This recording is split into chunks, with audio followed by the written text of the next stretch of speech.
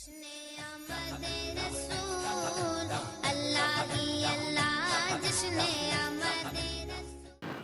আলাইকুম ওয়া রাহমাতুল্লাহি ওয়া বারাকাতুহু। সকলকে মাহে রমজানুল মোবারক মাসের শুভেচ্ছা জ্ঞাপন করছি। আল্লাহ তাআলার শুকরিয়া আদায় করছি, আলহামদুলিল্লাহ। নবীজির শানে দরুদ ও সালাম পেশ করছি সাল্লাল্লাহু আলাইহি ওয়াসাল্লাম। এই রমজানের সিয়াম সাধনার মাধ্যমে আল্লাহ তাআলা বান্দাদেরকে পবিত্র করে থাকেন, তবে সব সময় রোজা রাখা জায়েজ নাই। 5 দিন রোজা রাখা হারাম।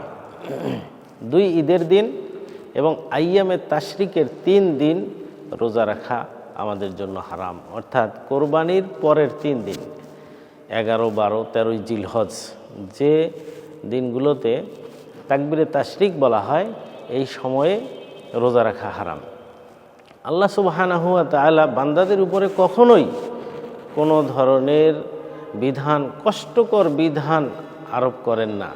লা ইউকাল্লিফুল্লাহু নাফসান ইল্লা উসাহা, যে বান্দার সাধ্যের বাইরে কোনো আমল আল্লাহ তাআলা দেন না। আল্লাহ তাআলা বলছেন, ফামান মারিজা আও আলা সাফারিন, যখন তোমরা অসুস্থ থাকবে অথবা সফরে থাকবে, তোমাদের অসুস্থ অবস্থায় রোজা রাখা কষ্ট, সফরে থাকলে রোজা রাখা কষ্ট, তোমরা রোজা রাখবে না। আল্লাহ তাআলা বলছেন অন্য সময় সেটা আদায় করে নেবে। সুবহানাল্লাহ।